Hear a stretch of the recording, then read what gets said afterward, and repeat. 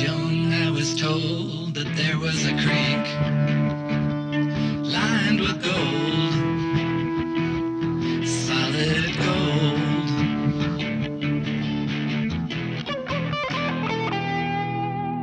Hey everyone, welcome back to episode 3. It's June 6th and the ice have melted on 15 Pup, enough that we can get across in 4x4 mode since this porcupine crosses the road. It's a 5-mile drive to camp, 1,300-foot gain, and the claim is at 2,500 feet. It's amazing how much difference that makes. The road up to this private claim is fairly good up until 15 Pup. There are potholes and there's a couple of creeks you have to go across, but nothing too bad. After 15 Pup, Deadwood Creek Road kind of turns into a 2-track with a lot of mud at this time of the year.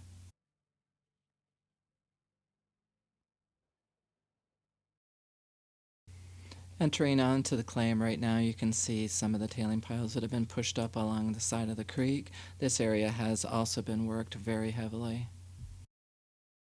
Deadwood Creek has the distinction of being one of the most heavily, continuously worked creeks in Alaska. I did explore this creek on the east side with a 3-inch dredge and found very little gold.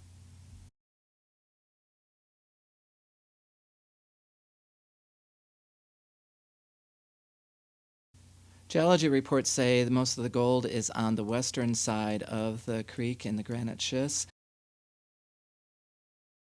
Just trying to really look for a spot to get down into the river. I want to be able to walk down there, drive down there. I don't want to have to haul a bunch of stuff down every day. I want to be able to just easy access, which isn't always the best way because if it's easy for me, it's easy for everybody.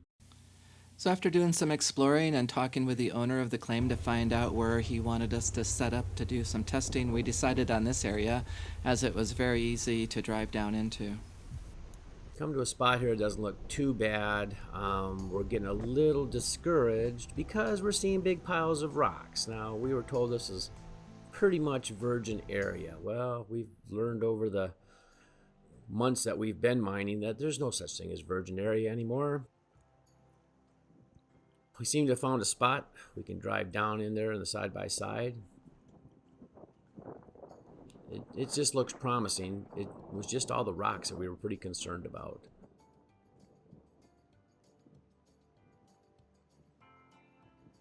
You can see the extent of the flooding from the spring runoffs on the side of the banks here.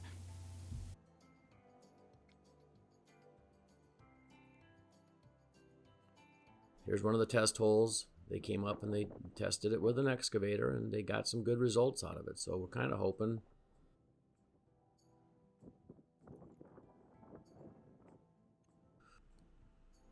So we did a little investigating down here and walked up and down, and you'll just kind of see what we've been seeing.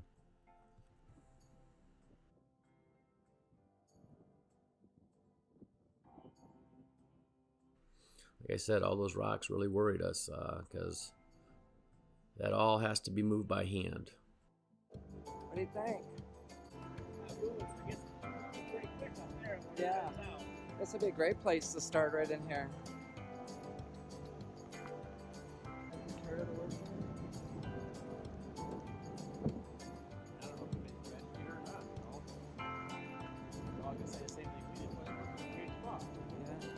I'm sure it's all been worked at some point, but I mean, this is gotta be a lot better ground up here, closer to the source, as they say. But it is nice, clear, clean water. We did find that out, and it worked out really nice for once you got down underneath it. So we walked up and down this area here and just tried to determine not just where the best place is for us to start dredging, but also accessibility. Yeah. Yeah, all of this would be a nice area probably to get into. It shallows up. We can move it down here. This might be worth looking. So we decided on this spot here. It's pretty accessible. Like I say, everybody and their mother, if this was been really down, like down in Arizona, somewhere we've been mining, everybody would be there. But we're kind of hoping since this was a private claim and it's way up in the middle of nowhere that it hadn't got worked too much.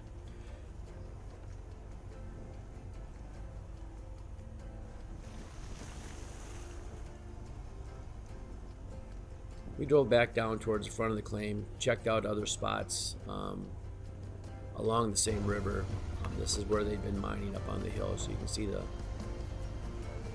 piles of overburden that they've dumped, the dredge tailings and everything else up here. They had a wash plant up here. So we know there's gold in the area because they wouldn't have worked this area as extensively as they have had there not been gold up here. So that part of it was promising, knowing that at least they'd been up here working. Seen some spots down there, but there was a dead moose carcass in the water and it just stunk really bad. So we decided not to go down there. That would have been the second spot we would have liked to have done. We just decided not to do it. We decided to back up to where we were at. You can see the piles of overburden that they moved, the piles of tailings and everything like that.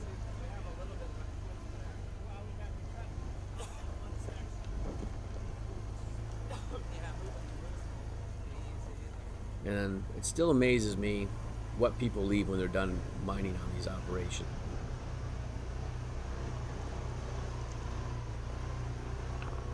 So here's where we started with just a small pump and a high banker, and we just started on our hands and knees. So we did some high banking on the claim for a couple more weeks until the glacier melted on June 16th, enough that we could get all this equipment across safely without spilling it into any of the ravines up there. Here's the pontoons for the 5-inch. Decided it's time to put it in. We've got a little dam going, we got a little pond going, so now we can actually put the dredge in. We're still only waist deep, not even waist deep on our hands and knees, but at least now we're using the 5-inch dredge. Much better than my 3-inch high banker dredge combo. Move some more dirt, but still, you can see the small piles of rocks here and there. We keep throwing them, and this is basically what most of our work was the whole time we were up here. Was moving the bigger rocks that didn't go up the nozzle. Yeah, not a whole lot of any color at this point. Yeah, it's not like you see on television. It's not all fun and glory under the water, looking at the gold and all the stuff. There was a lot more work involved with this little process than I thought.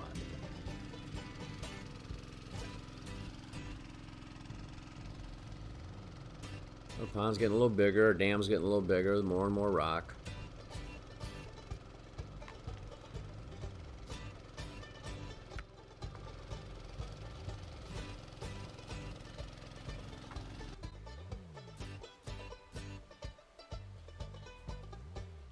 Now we're deep enough to actually go underwater. First time using my new mask setup. And you can still see the size of the rock down there, way bigger than the size of the nozzle. So suck a little, throw a little, suck a little, throw a little. That's basically what it was all about. We use 7.5 mil wetsuits. And we don't have heaters in our suits, so that water was cold. But still fun being underwater all the time. And when the sun's out, it warms you back just a little bit, just floating there.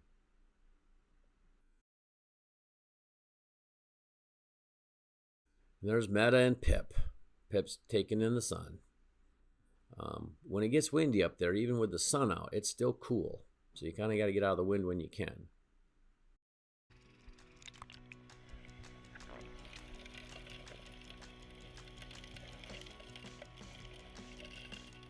For some friends of ours to see how it would dredge out, see if it's worth dredging, and that's what we're going to do. But it's a great way to spend your summer vacation, if anything. If you think about it as a vacation or a hobby, it's fun. It's the greatest thing to do.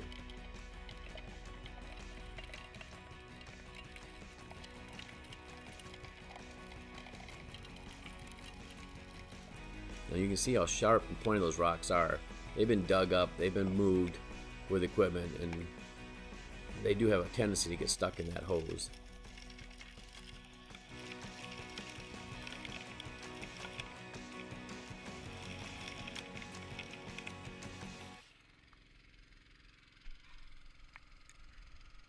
Pond getting a little bit bigger, dam's getting a little bit bigger, more and more rock.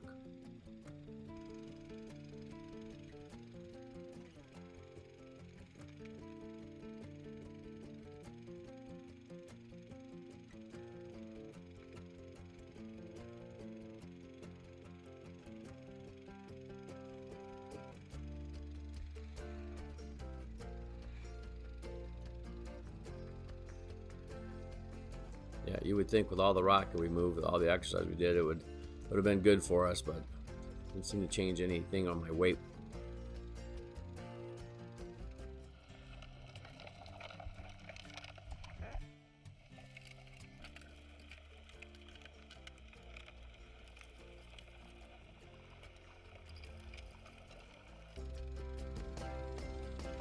Netta decided she was tired of watching everybody, so we got a little river sluice going for her, and just trying to get some off the side to see if anything comes up.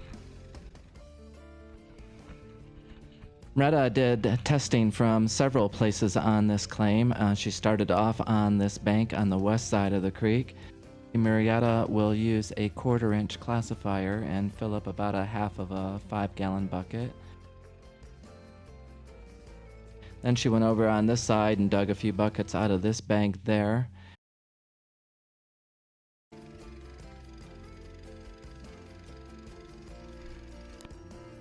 And then use that little green scoop to control the flow into the river sluice.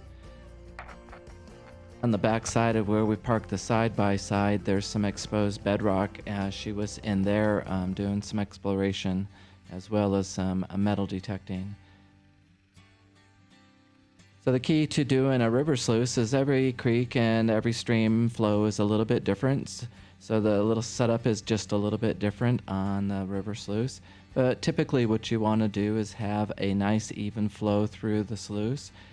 Typically you have about a 1/4 of an inch to a 1/2 an inch of water coming over the flare. Most of the gold will be caught out in the rubber mat at the very beginning.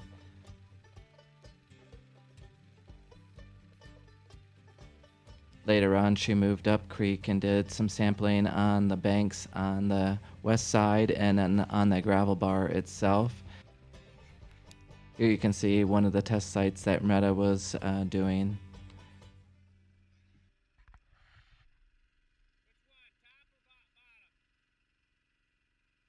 Well, that's it for this episode. Please hit the subscribe button so you won't miss any of the new episodes as they're coming out. Next episode, we're going to be getting down into some bedrock and hopefully finding some really good gold.